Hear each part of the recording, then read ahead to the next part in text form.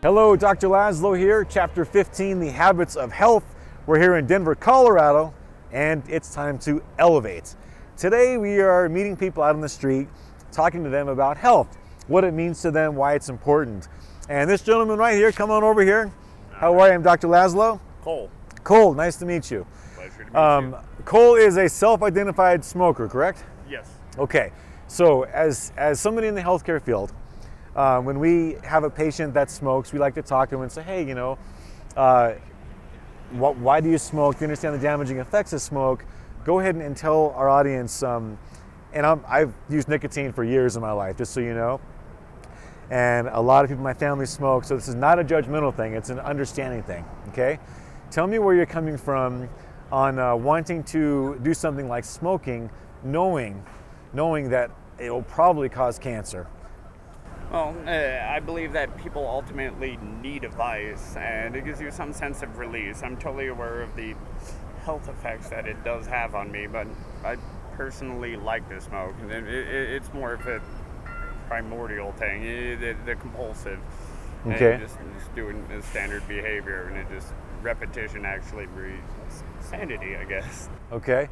Would you ever be interested in trying to switch out something harmful to your health, like smoking, into some other habit, like, you know, exercising or I actually do exercise, and I still smoke. Like between things, I used to go lift weights, and then I would end up smoking. I'm like, I want to go grab a smoke real quick, and I'd still smoke.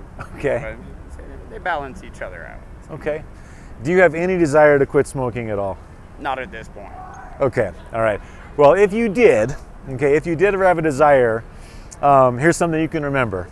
And if you're out there and you smoke, like I said, I was never a big smoker, but I did use tobacco for many years, so I can relate how difficult it is to get off nicotine especially.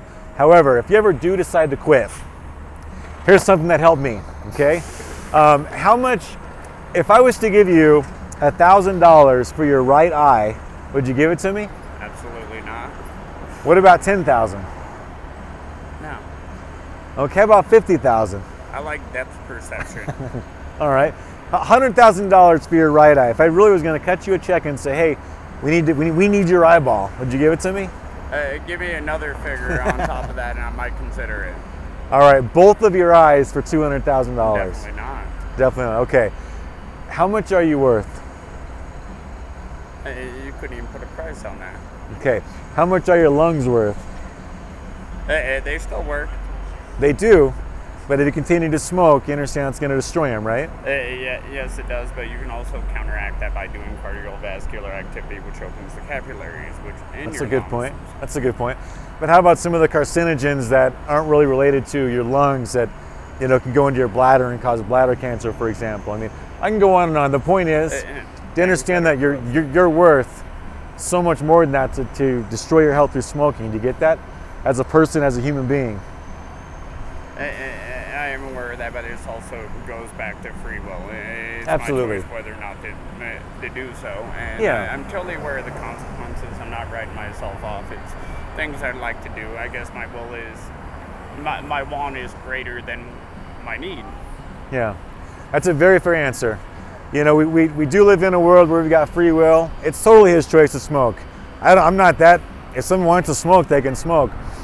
The point is, just know that you're conscious of your action, you're making the choice, you know what the detrimental effects can be, and with that, you also know you're still 100% valuable inside, and when you're ready to smoke, you'll be able to stop destroying that strong value that's inside you that you'll never lose.